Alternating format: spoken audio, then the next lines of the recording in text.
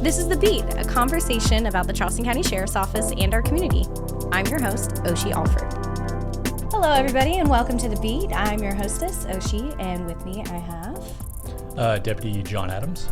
Not the founding father. Yep, not related. So we're here today. We're going to talk a little bit about cyberbullying, I believe, is our topic today. Yes. So what makes you such an expert? So I'm a school resource officer and for a middle school, Camp Road Middle School. And one of the big issues we deal with very frequently is cyberbullying. This day and age, it's all about social media. Before social media, before the internet, it used to be in-person bullying. And nowadays, you can actually reach out to someone through the internet and, communication, good, bad, cyberbullying.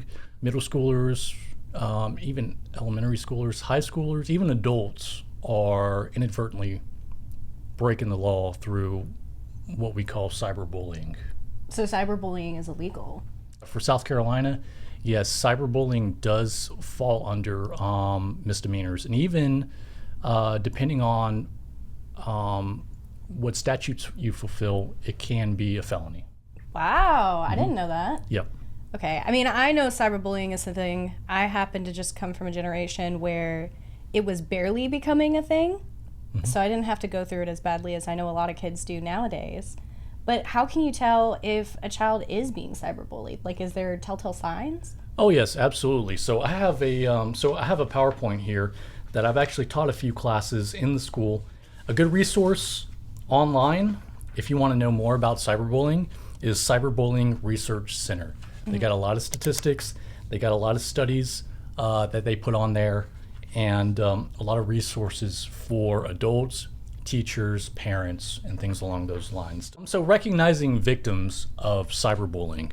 So shy and withdrawn, children are distancing themselves, moody, agitated, anxious, stressed out, acting more aggressively. So anything along the lines of abnormal behavior in your child, or a teacher recognizes a student who is not being themselves, not acting their normal selves, getting into trouble, skipping school. A big one is decline in academic performance, which obviously teachers, they're teaching, they recognize that very quickly. Change in eating and sleeping habits, ideations, threats, attempts of self-harm or suicide. So that's quite serious, but it's not uncommon for kids to get to that point where they want to harm themselves, harm others, and it all leads up to that point where there's a greater risk of self-injury or injury to others.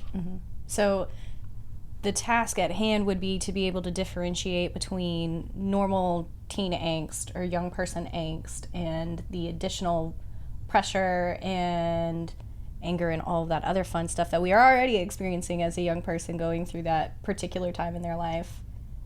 How can you tell the difference? I mean, I guess it's based off of knowing this kid, right? Parents, your children, hopefully. Teachers, they know their kids. They know their behaviors, they know their strengths, their weaknesses, their issues. So I would say parents and teachers are the front lines when it comes to recognizing behavioral changes in their kids. Like I said, abnormalities, acting out for an extended period of time, withdrawn, declining performance, all those indicators really add up to something not wrong, which cyberbullying may be the cause of that. Not always. There's issues in school, there's issues at home, but this day and age, you can't rule anything out. So cyberbullying may be what is impacting these children today. So what are the most common apps that they use? Because I know there's so many now. There's social medias that I don't even know about anymore. Yes. Okay, Facebook is a very big one. Still? I'm sorry. It still is. So by most popular social media sites in 2022, what's 2023, but Facebook is still leading the ranks here with, 2.9 billion. YouTube is another popular one WhatsApp, Instagram, TikTok. I know TikTok. I've had a lot of experience with TikTok and some cyberbullying going on with that. It's Twitter, Snapchat. I know Snapchat is a big one. Yeah, because those messages delete, right? They do. Snapchat is a very interesting one because once a user receives a certain message or video, it immediately deletes unless it is saved to that device. At that point, it's no longer under Snapchat's control because Snapchat is deleted off their server. It is saved onto that device, which can be, it can be spread out to the internet. It can be passed along to another person, and things go viral. Things tend to, they tend to spread very quickly. So that's the risk of very personal things on Snapchat, or very threatening things, or things you wouldn't share out in the open. There's always that risk of it becoming open. Does that make sense? Yeah, I get what you're saying. So with Snapchat in particular, I think this is a good example of an app that I feel like people would definitely bully on. Just speaking as an adult who does not bully children. So the messages delete, but it all stays on your phone. Does it stay on your phone due to, like, if you take a screenshot or a video of the screen itself? Is that the only way that it stays on there? Yes, that is correct. The media itself is deleted from the server once it is sent and once it's received. But the end user has the ability, I believe, I'm not a Snapchat user, but Snapchat does, I guess, notify you if a screenshot is taken or a video is taken of a received message. But yes, at that point, if the end user receives that Snapchat, they have the ability to save it on their phone. And at that point, it's no longer, I guess, deleted off the server. It's on their phone. So whether or not they delete it themselves or they send it to someone else, it continues to exist. It can, yes. Oh, okay. See, because I was curious because you were saying about, cyberbullying being illegal, being a felony in some cases. So if something, heaven forbid, the worst case scenario happens, how would you investigate that if it was taking place in an app like Snapchat where everything's deleted? Say a victim is able to save a screenshot of their name, we can actually send search warrants to Snapchat, TikTok, any other social media, and we are able to, Snapchat itself, we'd be able to get a IP address. And with TikTok, you can actually save further things from what is actually sent on there. But Snapchat itself, how the messages or photos or videos are deleted afterwards. That screen name is still attached to an IP address, right? So you can track down the person, but not necessarily the statements or anything. Correct. Unless the victim is able to save those snapshots of threats, any other videos or child pornography or threats, death threats, things along those lines, harassment.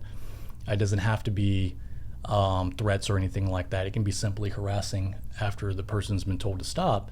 That's evidence right there, and then we would be able to procure a search warrant to, say, Snapchat or TikTok. They would provide us with an IP address. At that point, we would send another search warrant to the internet provider, and they could provide us with a home address. So the subscriber information, the address, who the person is, and that's how we kind of zero in on who is using whose internet service to send these messages or videos. Yep. So there's this whole step-by-step process to get down there. And I'm sorry to focus so much on Snapchat. That's like a weird one to pick, but I just know that it deletes, so I was really curious about that. So what app do you think is the most prevalent with the cyberbullying? You said Facebook is like the top app that everybody uses, but in today's day and age, are kids mostly using the Facebook, or is it more TikTok and Snapchat and stuff like that? From my experience in middle school, Facebook is for the millennials, older generation. That's what I thought. So they're gravitating more towards Snapchat, TikTok, and Instagram. Okay. Which I do have personal experience procuring search warrants and information from TikTok. But those are the three popular ones I've seen social media-wise. So with cyberbullying, I mean, it can happen to anyone. It could be any age group. Do you find it more prevalent in kids the same age bullying each other? Or I mean, there's adults that bully kids, and there's kids that bully adults. Like, there's all kinds of craziness that happens. So is there like a set age group or age limit for that? I don't think you can rule anything out, really. I've had an incident where one of my students in middle school was involved in online altercation with another student, and his adult sister got involved. I believe it was him. His adult sister got involved, and she was making threats and things along those lines. Luckily, I was able to get in touch with her, and we squashed it right there. It didn't become a habit. It didn't need any further law enforcement action at that point. But yeah, you can't really rule anything out at this day and age. If a kid is going through this and they're being cyberbullied, how can they help themselves? Like, what's the best way? Because a lot of times they're not going to reach out to teachers or adults for fear of being seen as like weak or a tattletale. That's what we're trying to push out, that it's okay to trust adults. To go to a trusted adult, which that's the term we use it in our school and I believe throughout the county, because not all kids are trusting of adults. But if you find an adult that you gravitate towards, a teacher, a guidance counselor, we have great guidance counselors at Camp Red. I'm just going to brag on them. Bunch of lovely ladies. They love the kids. They will bend over backwards to help them out. But it's not always the case. You may gravitate towards a teacher, one of the day porters, even your SRO. So we teach kids that it's okay to have a trusted adult and to tell them what you're going through, your issues, what you're going through, things along those lines. And at that point, they can reach out and get you the best help that you need, whether it's cyberbullying, issues in school, issues at home, things along those lines. So we're really trying to push that stigma that you just got to hold it in and keep it to yourself and get through it. There's adults out there who want to help you, who have experiences in life, and they are willing to help you any way possible. So what can we do with these apps to make them safer for our kids, our children? It really depends on the app. So I'm not very social media wise. I only have a Facebook. There are parental controls that you can actually turn on within the app. Not only that, there are parental controls on your phones, whether it's Android or iPhone. Bottom line is I tell parents to take control of their kids' social media and their phones. I've had parents who limit time on certain apps, have access to their phone at all times, because I've had parents come up to me and tell me, I'm afraid, I don't want to intrude on them. Well, the thing is, your child is 11, 12, 13, younger. Are they paying for the phone? It's not their phone. It's your phone, right? So take charge. Be a part of their life. Be a part of who they're communicating with, what they're communicating, and what they're sending and receiving, and be a part of that, because you need to be in the know. And I've even had some real tech-savvy parents who are able to clone their children's phone. I've heard of that. So they don't have to have their phone in their hand. They have another iPhone, or I'm not quite sure if it works for Android. I'm an iPhone person. But they can access their child's phone through a separate phone. So just know what's going on. Know what they're doing. Know who they're talking to and what they're receiving. Be a part of that, whether they like it or not, because in the end, you're there for their welfare, not for their feelings at that time. Well, and even just having an open line of communication, I think, is going to help too, because if your child trusts you enough to tell you what's going on, that's going to make it so much easier to where you don't have to clone the phone if they're going to come to you directly. So you did mention that it is illegal, it is a felony. So what is the extent, where's the cap on what becomes inappropriate or unwanted to being illegal, being a felony? So the Cyberbullying Research Center has summed up what is cyberbullying. Willful and repeated harm inflicted through the use of computers, cell phones, and other electronic devices. So willful, the act is deliberate, not accidental. Repeated, more than one instance. Harm, emotional or psychological. Electronic devices, which we all know, computers, even video game consoles, cell phones, iPads, tablets. So that is what their definition of cyberbullying is. It's happening. It's a continued problem that we have and are having to try to address with this new day and age, with everybody having some sort of communication device, younger and younger people having communication devices. So what is something that you would tell, a child or an adult or somebody going through this? It's your best advice. What I tell our kids at school is there are real life consequences to what you say and what you do, whether it's in person, whether it's electronic. The internet's forever. Maybe not Snapchat, but electronically, what you put out on the internet may be there for the next 10, 20 years. So there are real life consequences. And what I try to do is, I'm not only an enforcer at the school, I'm an educator.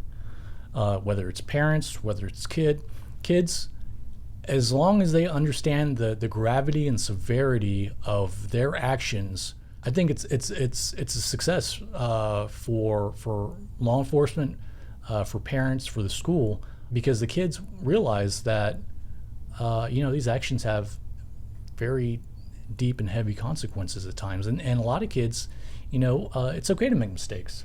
The biggest thing is learning from them. So that's what I try to convey to parents and kids is the gravity of the situation, because you may be a minor right now, but when you're an adult, you don't get the freebies, you don't get get out of jail free card. The consequences are the consequences. So biggest thing is to educate. Educate parents, educate kids, provide them resources, and let them know the gravity of their actions.